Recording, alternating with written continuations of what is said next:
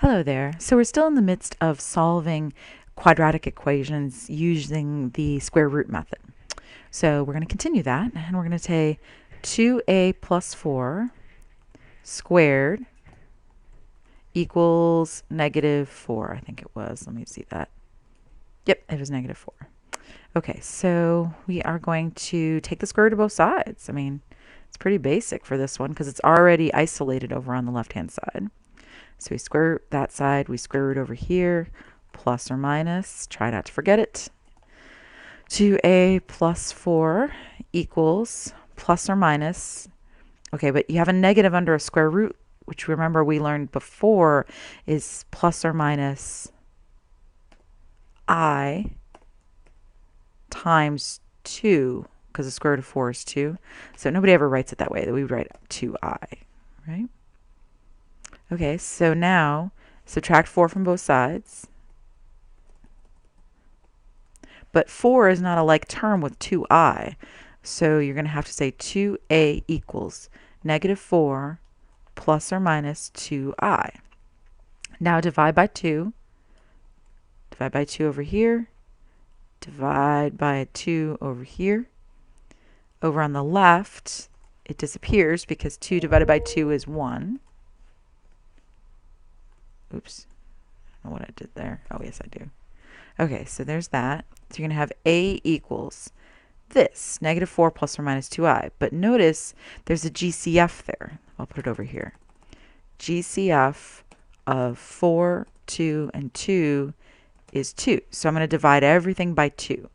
So negative 4 divided by 2 would be negative 2 plus or minus. 2 divided by 2 is 1, so 1i. Or if you like, just I over 1. Here, let me put it in there. I'll leave the 1i right there right now. And then we can even make that a little bit easier. Negative 2 plus or minus I. And there's our final result.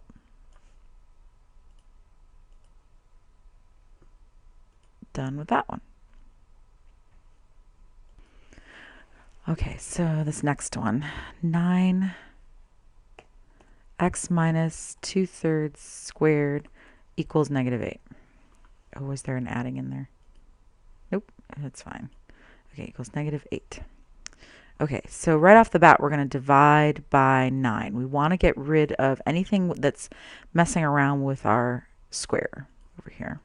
So divide by 9. Technically, you don't have to, but it's better if we do. All right, so we're going to have x minus 2/3 squared equals negative negative 8 over 9. I like it better to put the negative up in the numerator. Technically, you put it out in front as well, or actually instead, I shouldn't say as well, instead. But I just want to try to keep track of what I'm doing here. All right, so then that's fine, but I'm going to take the square root of both sides, right? So we want to get rid of the squaring over here. So I'll take the square root over here and the square root over here. Oops, over here. There we go. Okay, so I'll have x minus 2/3 over on the left because the squaring and the square root undo each other. Over on the right, I'm going to have a little bit of a mess. This is the square root of negative 8 over square root of 9, right? Okay, so square root of 9 is 3, so I'm just going to put 3 down here. I comes out, that'll be the negative. And then I want to break down 8. 8 is 4 and 2, right? So let me write that. 4 times 2. Okay, so this is x minus 2/3 equals, oh, plus or minus, I forgot it. See, I forget it too. You can't forget it. If you forget it, you'll be in all kinds of trouble. These quadratic ones have to have a plus or minus. Okay, so plus or minus, and then 2i square root of 2, because the square root of 4 is 2, so that comes out. And then the other 2 can't do anything with, so you just leave it there for 3.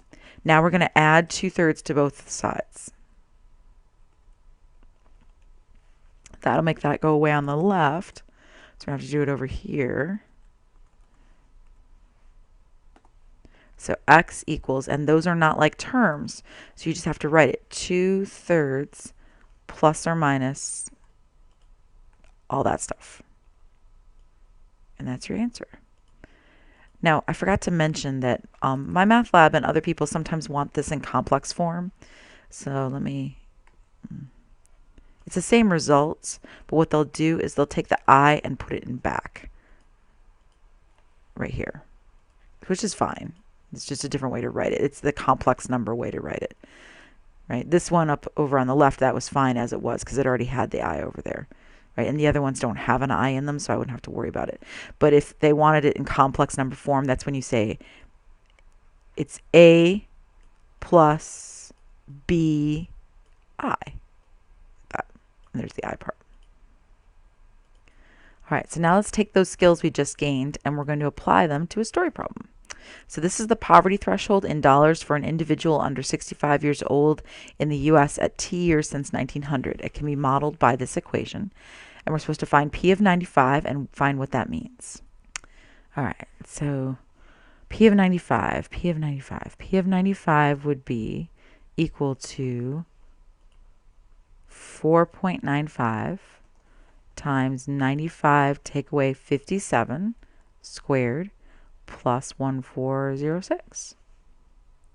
All right, so let's grab a calculator and have it find that for us. I'm going to make this go away just so I can see it. So I want 4.95. Oh, come back. Don't do that. There you go.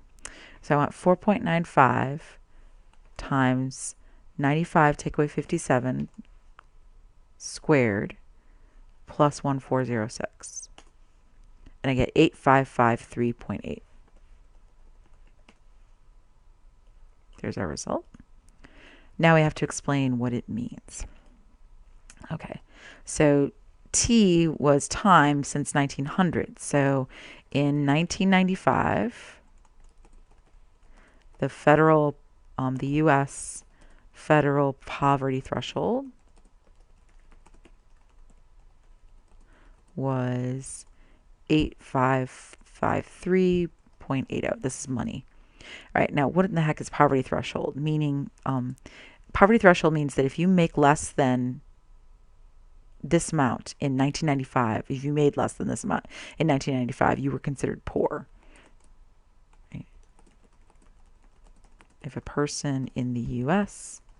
made less than 8553.80 in 1995, they were considered poor by the U.S. government. That's what a poverty threshold is. The census, or the U.S. government, comes up with those numbers every year because they want to know who's considered poor, because poor people can apply for aid and welfare and things like that. All right, next one. So find T when P of T was 3,000 by hand using the square root method. Okay. So 4.95 times T minus 57 squared equals plus 1406. Plus 1406 equals 3,000. Well, it's very much like a problem we've had on the previous pages. We're going to start by subtracting 1406 from both sides.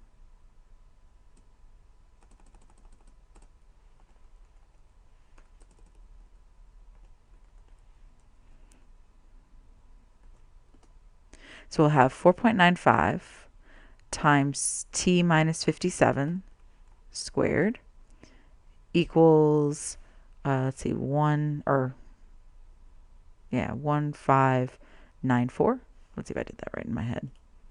3,000, take away 1406.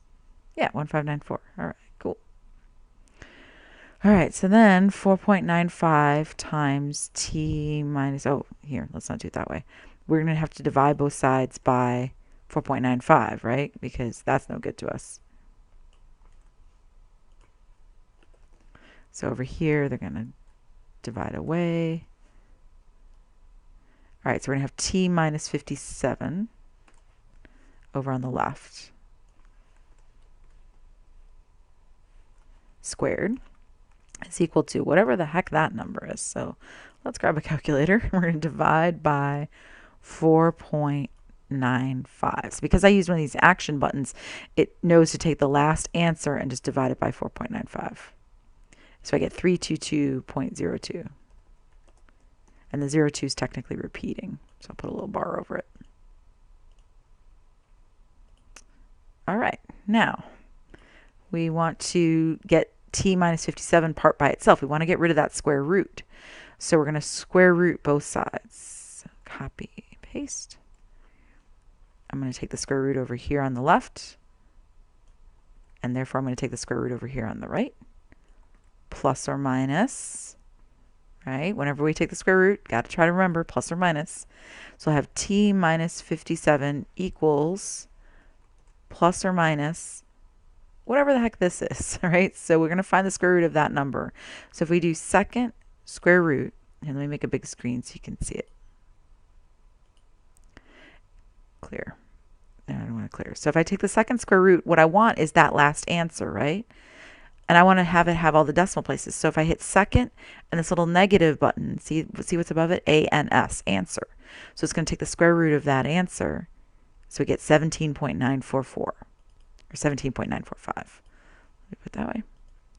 17.945. Now remember, back in the day, we said right here that if you have all numbers, you must find both results. If there's no square roots, I guess I could write it that way. If all numbers, comma, no square roots, then you have to find both results. So that's what we're doing here. We're going to have to find both these results down here for this one. So I'm going to take this and I'm going to break it apart. T minus 57, that is equal to negative 17.945. Actually, it's not really equal. I should put squiggly equal there, right? Because it's approximate. There we go. So it's approximately negative 17.945, or it's approximately positive 17.945. And now we have to find both of them. So you're going to add 57 to both sides. So let's do it over here and over here. I'm going to type that up one sec. There we have it. Okay, so t is approximately whatever this is. So you take your calculator and you're going to take negative 17.945 and you're going to add 57 to it. So negative 17.945 plus 57. And while I'm on the subject, 17.945 plus 57 would be, so it's 39 or 74.9. So let me put that down. There they are. There are the two numbers. 39 or 74.9. Okay, so now we have to explain what that means down for the next part. So let me, oh no, we have to explain what it means right here. All right, hold on one sec. Let me type that up. There we go. The U.S. poverty threshold was 3,000, because that was the number given, 3,000, and that's not time, that's poverty threshold, per year in about 1939 and 1975, because that's really close to 75, right? So I just kind of rounded there. All right, done with that. Now, what is the vertex of the model? Well, remember, this is in vertex form. I mean, look at it. It's vertex form. So it's H, comma, K, so that's 57, comma, 1406. 57, comma, 1406. Now, what does it mean? Well, because this is a parabola that faces up, you can see it because A is positive. That means that this is the minimum value. So the lowest the U.S. poverty threshold ever was,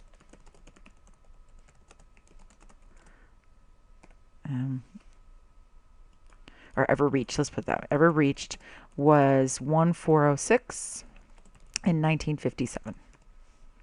And there we go. You have to make sure that you say something about how it was the lowest or the highest, because this is a parabola that faces up. It's going to be the lowest value, right? All right, we're all done with this section. See you back here for using completing the square to solve a quadratic. See you then.